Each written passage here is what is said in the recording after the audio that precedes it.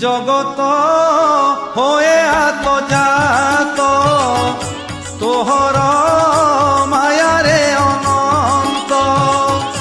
তুহি সে মায়াকু আবরি শরীর বহু নরহরি দুষ্টଙ୍କୁ দণ্ডিবার আসে সাধুଙ୍କୁ রখু তু বিশ্বাসে জগত দাত মাত তুই তু দণ্ড ধর ভাবগ্রাহী তোহর সম্পদ আবরি যে বলে